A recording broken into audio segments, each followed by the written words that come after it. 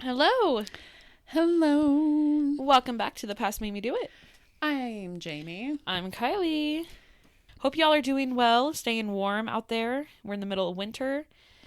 My least favorite time of year, TBH. Like, this whole time of year, I'm just like, bleh. My hair is terrible. Oh my God. I feel like it's just dry and my skin is like Living in so a much moisture. dry climate It's rough. at a super high altitude, It's no rough. matter if you use like a hydrating shampoo, Yeah. your hair is just fried.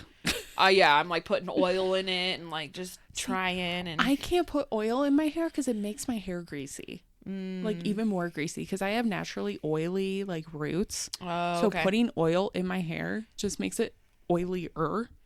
So I just look like oilier. And I don't know, my body just thinks that I'm stressed all the time. And so I have like gray hairs. And my smartwatch is like, you had a stressful day today. And I'm like, Oh my God. I don't even know how, because I was pretty like level. Like yesterday, I had a pretty level day yesterday. Like you were stressed. Yeah, and my body battery was 19 at like 10 o'clock last night. My God. I don't know Interesting. why. I was just having, Are you okay? I don't know. Okay. I don't know. So before my trip in April, I'm just going to get my roots done because I need to save as much money and I just can't get my entire hair done. So I'm just going to be like, honey, I just need my roots done because I can't afford to do my full hair and I just don't want my gray hair showing. No, for real. Like I booked an appointment. Like I had an appointment in December and then I booked one for like the second week of February. And I'm like, I don't even need anything done yet. Because she's like, I recommend like doing it every like 10 weeks. And I'm like, girl, I don't need to. Like, Oh, I don't. Like me, I love my hairstylist. For me, she is definitely on. For me, it is a little bit more expensive because I only go to her like twice a year, so I get a lot done. yeah, I don't like to go that often. It's I don't very understand. expensive when I do go, but I do a lot when I do go. And my hair absorbs bleach. So she has to use like extra bleach, and I have long hair too.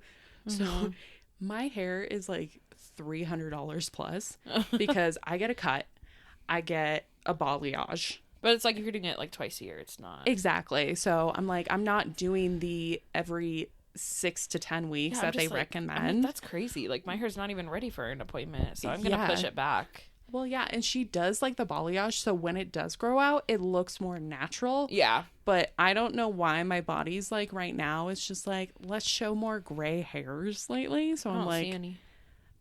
well, this morning I was like, I don't know if it was just because of the braids and stuff. I just like kind of fluffed it out, but I definitely want to get my roots touched up. So I'm just going to be like, just do the roots. I don't want anything else. Yeah. But I'll do like my next one. I'll do like a full thing. Like I'll do a trim and that's going to be the big price tag one. So I'm like, I got balayage twice and it lasted me like a whole year because it grows out like very naturally. Right. So that was kind of nice, but. So if you're a man, a balayage is like a better version of a highlight. If you're, yeah, true. Anyway, that's what's going on with us. But let's talk about what's been happening in the world. Hey, hey, hey, what's been happening?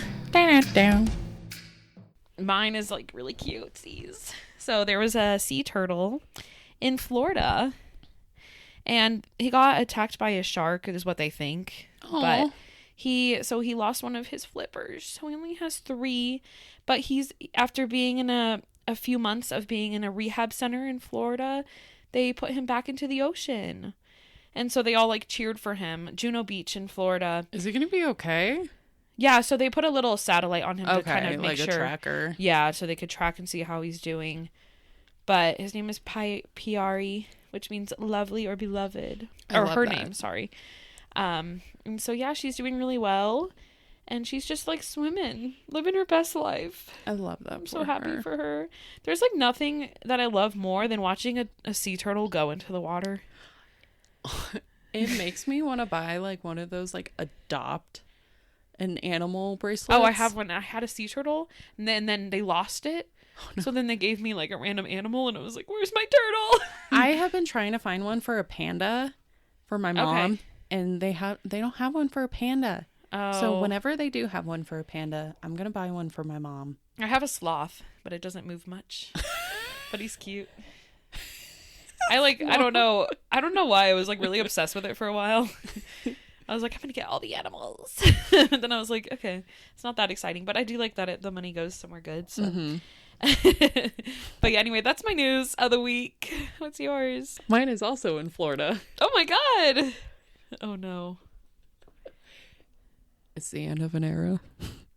What? What happened? Dino Land has closed. In What? Animal Kingdom. Oh, it did? Yep. God damn it. What are they turning it into now? Do not say Pandora. Encanto? Oh, okay. Because Pandora is already there in Animal Kingdom. Oh, yeah, that's true. So they're making they were wanting to put it in Disneyland, huh? Yeah. Okay. So, and, so they got rid of Dinosaur, which that ride I loved that ride. Freaking amazing, but they are making it Indiana Jones, which I love the Indiana Jones ride in Disneyland. So yeah. Because I didn't know they didn't have an Indiana Jones.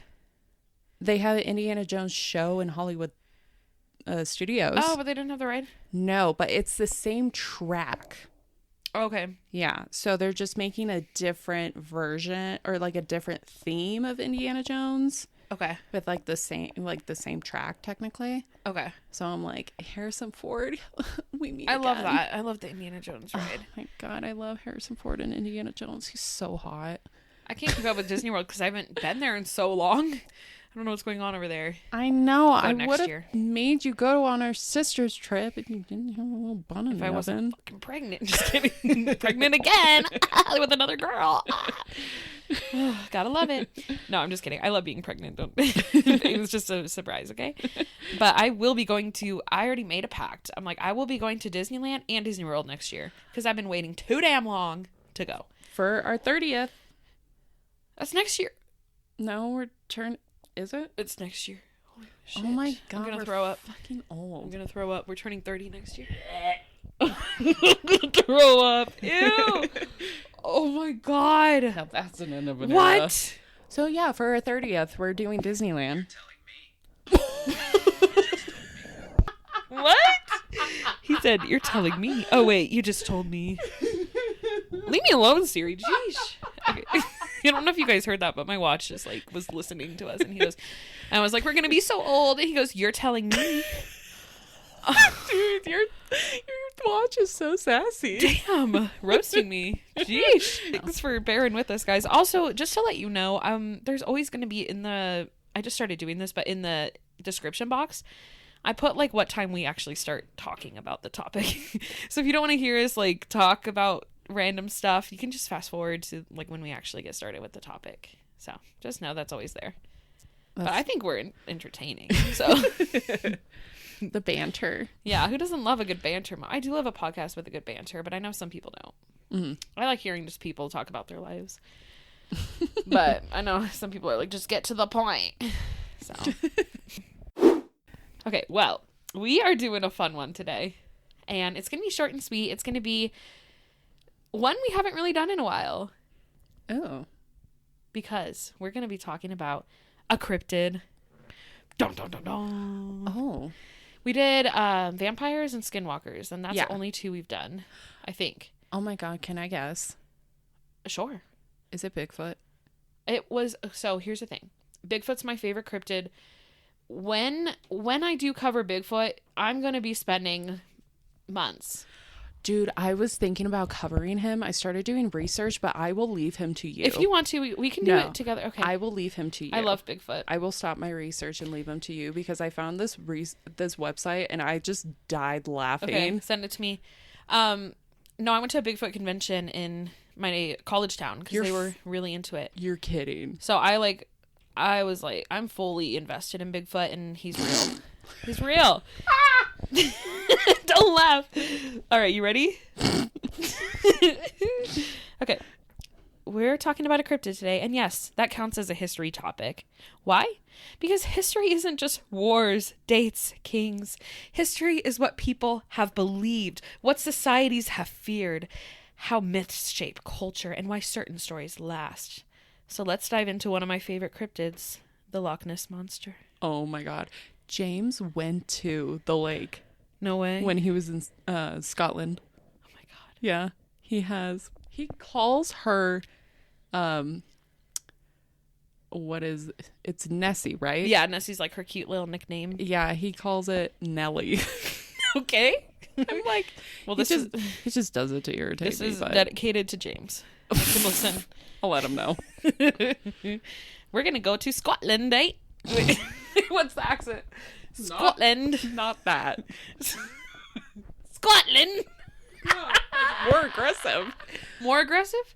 No. Oh. You were more aggressive. Like, we're going to Scotland, a nation steeped in myth, legend, and mystery. And I'm not going to do the accent ever again because that was terrible.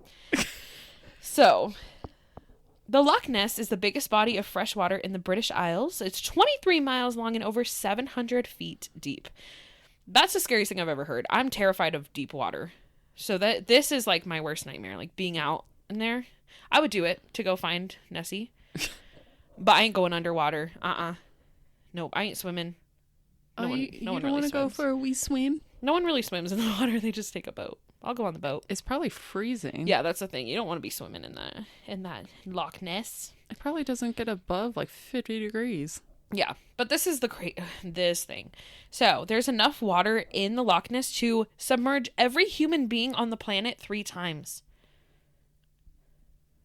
That's very American metric system. Right? Like, who's thinking of that? That's crazy. Oh, I didn't say where I got my my little information from, so let me back up.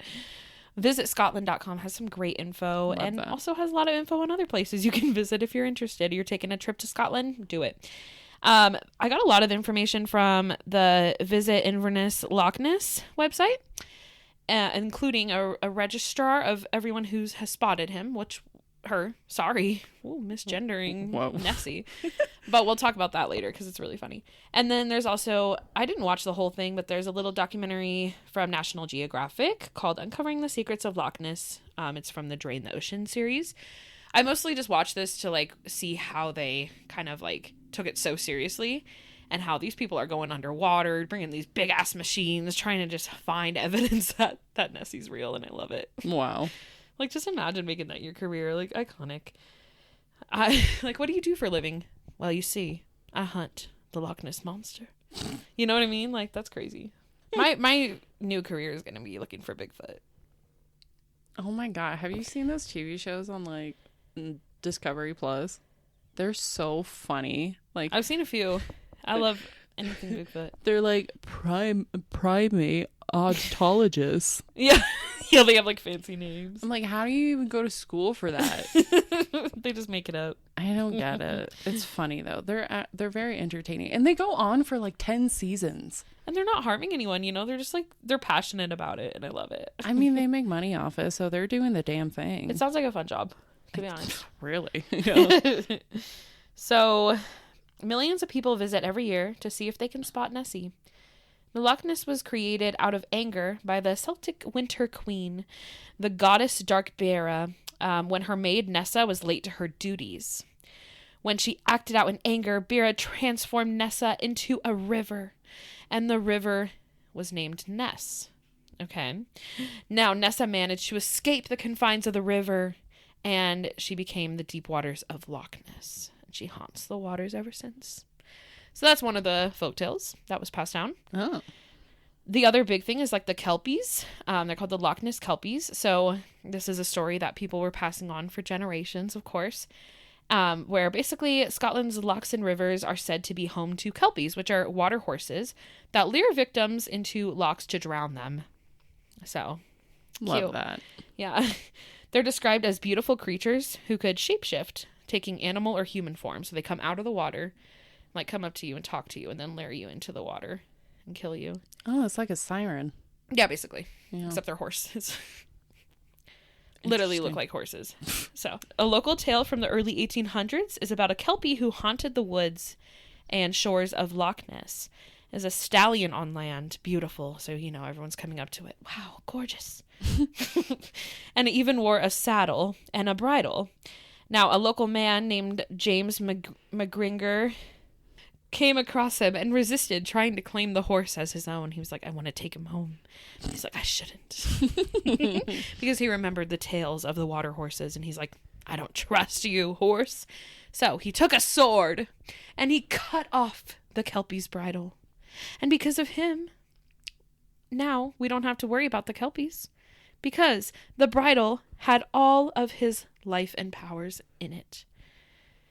So, now there's no source of life for the Kelpies because of this one man who cut off the bridle. What? I'm like, that's interesting.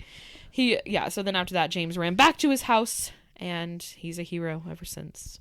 Huh. Now, people believe the stories were created to keep children away from the water, which is valid.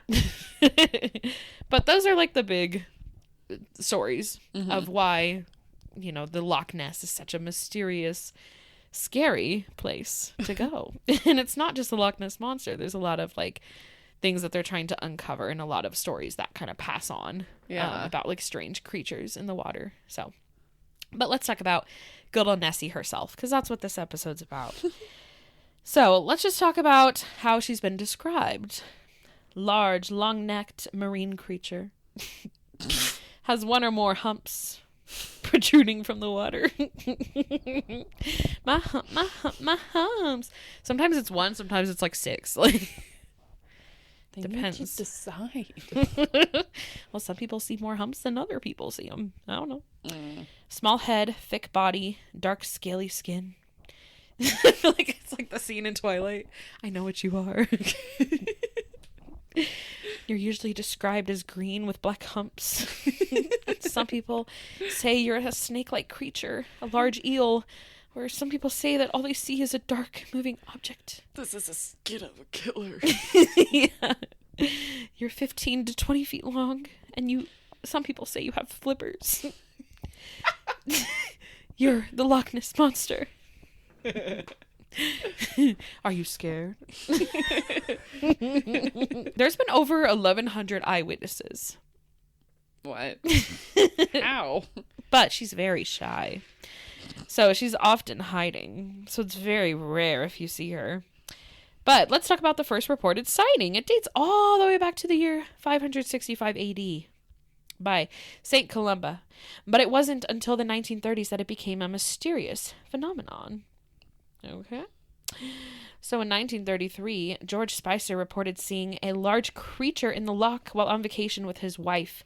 He swore that they saw the beast and said, quote, I am certain that this creature was of a prehistoric species. They were just driving past the shore, and then the creature ran in front of them. So sometimes people think it can also fly or run. What? Does it have wings? Some people say it does. Is it a dragon then? Nobody knows. There's been lots of fake photographs of her too. Of course. But one big one was in the 1970s by Dr. Robert Rines. Everyone was like, oh my God, this is such a real picture. And it wasn't. So imagine what you can do with AI now. Oh, yeah. In 1987, there was a major sonar exploration of the loch called Operation Deep Scan. This was where basically 24 boats with high-tech machinery searched for Nessie, and they picked up large objects in the water around the Urquhart Castle, but they believe that they were seals and salmon. There's no proof that it was something else. So, there's lots of seals and otters in the water. So, they're also dark. Just saying. They might peep their head out. Just saying. But could have been a very large seal. Yeah, exactly. Now, you can take a sonar boat to the loch and search for yourself. So here's some information if you're planning on visiting Scotland or you live nearby, you want to take a trip to see if you can find the Loch Ness Monster. The boat tours are open from March 30th to November 1st, 2026. You can take up to 12 guests on a boat. And basically, like, it's just kind of like a cute little, like, tour. Like, the tour guide will take you on the waters, and they'll talk about Nessie spottings. They'll talk about, like, the loch secrets. They have ancient eels, Arctic char, and crazy DNA discoveries that they've found in the water. So if you'd like to book that, lochness.com, go for it. They also will discuss things like climate change and stories of people who dove into the deep waters. Dun, dun, dun. Oh my God. So yeah, lots of like scary mystery. It's 25 euros. If you're a kid, ages 1 to 15, it's 21 euros. And you can take a private cruise for 350 euros, which is an hour long, where it's just you and your friends. Why is that so much more expensive? I know. I'm like, geez. Couldn't you just book, like, just get like 12 tickets for the price of 25 each, and then you've booked the whole thing? I feel like that's more expensive. What's 12 times 25? I don't know what the private ride, but I wouldn't do that. That sounds like a scam. So anyway, if you'd like to do that, you can do that. There's other boat experiences around there too. Obviously, it's like their big selling point. When you visit this area of Scotland, it's like all over. Find the Loch Ness Monster. Go explore the Loch Ness waters, you know. Book our boat trip. There's people selling them. You know how it goes. While you're there, you can check out the unique surroundings of the Loch Ness Centre, the Great Glen Way, Plata Falls, the castle. They even have a Loch Ness 360 trail, so you can like walk around the water. So, very exciting. Dang. So we're going to talk about some of the sightings. Obviously not all of them, but these are like the biggest ones. There were 21 recorded sightings between the 1500s and 1800s. Locals in the Loch Ness areas basically were the ones that were seeing her. So at this point, people weren't traveling to go find her. It was just kind of like, I saw it in the water, you know. And superstition and mythology were huge during that time too. Yeah. So they hear the myth of it and they're like, oh my God, pass it on. Let's go see if we can find good old Nessie. So a lot of the sightings could be based in local folklore, of course. But sightings slightly increased through the 1900s, while visitors to the area also grew. So people started visiting it more. And in 1916, a gamekeeper from a local estate saw a huge animal surfacing by his boat. He's like, what is that? Okay. So that was like a big one. He was telling everyone, all the newspapers, like, I swear what I saw I've never seen before. It went right in front of my eyes, you know. He didn't have a southern accent, but, you know. And then 1933, which was the year that couple saw Nessie, there was also the manager of a hotel nearby that saw a beast resembling a whale. And, you know, he was like, that's probably Nessie, of course. He said it kind of looked like a dragon. So, and then because of those two big stories in 1933, the newspapers really took that and ran with it. So this is when the Loch Ness Monster became like a huge topic, was in the 1930s. In 1934, she became an international sensation when one of the most famous photographs of Nessie was taken by Robert Kenneth Wilson. He was a London gynecologist, and so the photo is called Surgeon's Photograph. I'll post a picture. You've probably seen it. It's just a picture of like the head sticking up. The photo, you know. But it shows a small head and long neck appearing from the water, but it was eventually revealed as a hoax. Okay. Unfortunate. Yeah. So, yeah, LochNessSightings.com shows every account of someone who thinks that they saw her. And the last reported sighting was from October 2025. Of course it was. I took a screenshot of the exact number of sightings. So let's see. As of last night, 1,165 sightings at Loch Ness recorded to date. And then they have a bunch of like images that people post. So basically, whenever you see the Loch Ness Monster, you go onto this website and you like put in your story. And so I was reading through some of them. They're like, you know, I was on vacation with my family and we saw this black object move through the water. And then they usually have like a picture. Mm-hmm. So it's kind of fun to read through them if if you're interested. It also says the website is not secure, so that's really good. But you can report sightings there. You can look through pictures. Most of the pictures, it's literally just like a tiny black dot in the water.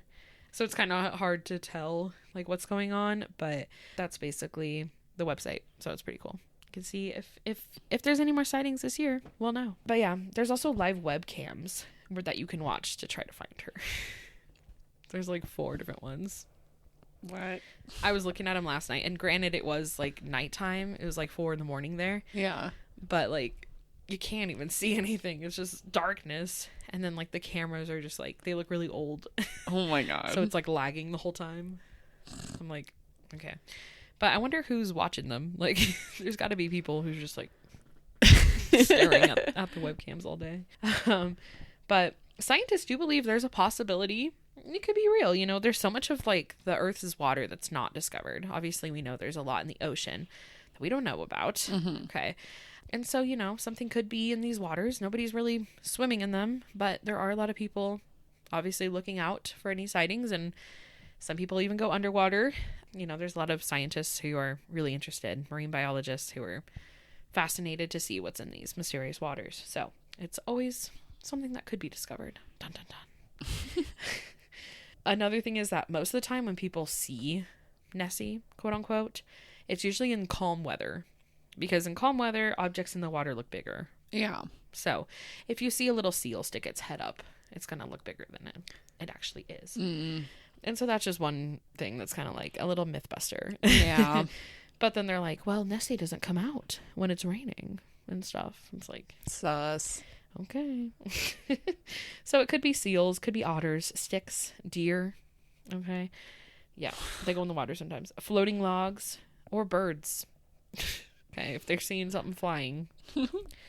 I don't know how they got from like, it could be an eel to like, it could be a bird. Like, that's the part that doesn't make sense to me. I'm like, don't we have like a vision of what this is? But then we think it could be anything. It's because no one has actually really seen it. It's just so different. People are just throwing out whatever. Yeah. So it's kind of interesting. But the most recent large-scale study of the loch was in 2018 by the University of the Highlands and Islands and the University of Otago, New Zealand. They basically collected water samples from different parts of the Loch Ness and studied the DNA to see if they could find anything interesting. They were aiming to identify all living things in the loch, but no evidence was found of anything prehistoric, but lots of eel DNA was found. So there was around 25% of the DNA samples that remain unidentified. But they're like, we know there's a lot of eels in the water. Some people think that it's like a special type of eel, like an uncommon eel, basically. Ew. Yeah. I don't like that. A naturalist named Adrian Shine of the Loch Ness Project has been studying Loch Ness for over 50 years. He said the possibilities of creatures Nessie could be, that they've kind of narrowed it down to, is a large fish, a sturgeon, European catfish, or a giant eel.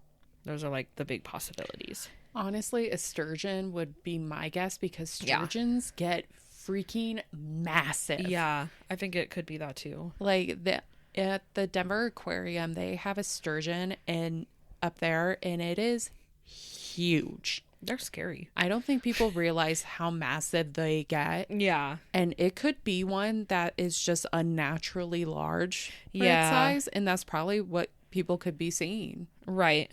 Yeah, for sure. And with the sturgeon, because they found sturgeon DNA, and they found that like they're migratory fish, so they're not usually found in like freshwater lochs. Yeah. But he thinks that maybe like a sturgeon entered the loch in search of a mate before going back to sea. Yeah. So that's why the DNA is in the water. Yeah. Which would make sense. So like if the Loch Ness Monster is a sturgeon, it's only going to come sometimes. Yeah. And then go back to the ocean. Yeah. You know, so that could be a possibility for sure. The catfish is kind of interesting. Like, I don't think it's a catfish. There's no way. They're not big enough. Yeah. And, like, they're not going to stick their head up out of the water. So that one's interesting. But there's a few that they've seen in the loch. And they can live for a long time. but they wouldn't breed in the Loch Ness due to the cold water temps. So it's less likely to be a catfish. Sounds kind of funny. They're catfishing them. There are no eels are in the water, so they're like, it's a big possibility. It could be an eel. Mm-hmm. Shrine says that the mystery, the fun remains, and that there will always be a Loch Ness Monster as long as people want there to be. Mm-hmm. Which is kind of fun, you know. Then we have a guy who is known as the Monster Hunter. His name is Steve Feltham. This was like, a lot of the documentary was focused on him, just like watching him do his job. Yeah. But he's devoted most of his life to Nessie after a family vacation to the Loch Ness in 1970 when he was 7 years old. In 1991, he became a full-time monster hunter living in a formal mobile library van. So he just kind of takes his van and like chills in the area. Like he lives right next to it so that he can, out of his window, he can see the waters. And he's just like watching them. Interesting. Yeah, when he was a kid, he saw like something speed past him, and he was like, "Oh, that has to be Nessie." And then he just became so interested that he wanted to make it his career, and so he's had a camera set up for 28 years. Oh my God! In hopes that he'll find something. He's seen like a couple spottings, but like nothing crazy. Yeah. But he said that the sonar contacts made by the cruise Loch Ness boat has discovered the best evidence, which was several large contacts near the bottom of the loch, including one the size of a transit van. Yeah. So they're like, why is it so big? I read a whole sciencey thing that was like, the current, the water, the waves make it look bigger than it was, you know, whatever. But I'm not diving into the science. This is fun, okay? But he's convinced that there's something big at the end of the loch. No sightings have ever been confirmed. So it's up to you to believe if the Loch Ness Monster is real. To me, it sounds like there might be more than one Loch Ness Monster. My guess is that it is some random ass ginormous fish that keeps migrating in. Yeah. That is my guess. And people just keep randomly seeing it. Yeah. I've always been the type that's like, I believe in everything. Like, I'm like, that has to be out there. But especially like ocean creatures, just because we don't know. We don't know what's in the ocean. And I mean, too, with like climate change coming in, is that like migrating has been shifting. I mean, they have even seen that with sharks, their migrating has shifted. Yeah. Because I think with like great whites, their migrating has shifted. I think with some, honestly, I wouldn't be surprised. I don't think bull sharks would. I think they like warmer waters. Okay. But they are a saltwater, freshwater shark. They're very aggressive. But yeah. But that's my guess, is that it is a ginormous fish that just keeps migrating in and out. I could see that. Yeah. I think it's a type of eel or a sturgeon. It could be either one, but it could just be like a sea creature we've never discovered, and that's why we can't pick up the DNA. Yeah. But hell yeah, it's out there. It's real. You never know. I mean, yeah, and a lot of these fish too are very aloof. I mean, we're constantly finding new sea life. Yeah. So, anyway, that's a Loch Ness Monster. There's a lot more. You can read about it forever. There's people, again, who have committed their whole lives to studying the Loch Ness. So you can dive in deeper if you would like. But this is like the basic story and some of the most famous sightings. But that's wild. I'm like, okay, but in this day and age, you can take really good pictures. You know what I mean? So like when you see these webcam photos, it's like, why is it so blurry? Right. How has no one gotten a good picture of their sighting? You know, so is it like Nessie's like, oh, a camera? You know what I mean? So that's where I kind of am like, same with Bigfoot. Like if you really saw them, why not get a good picture? I've seen the cameras they have on phones these days. So anyway, that's how I feel about it. Yep, I don't get it. But I'm here for the mystery. I'm here for the folklore. I think it's ridiculous, but will I still watch it? Of course I will. Exactly. I'm just that person. So I was either going to do a mythology episode or a cryptid. And I was like, you know what? We haven't done a cryptid. I think like the vampires and skinwalkers were like one of our very first episodes. Yeah, it's been a while. So I'm like, we got to do a cryptid. It was like a Halloween episode, I thought. Yeah, I think they were Halloween episodes, but yeah. Anyway, yeah, that's that. Nice little fun episode for you. Oh my God.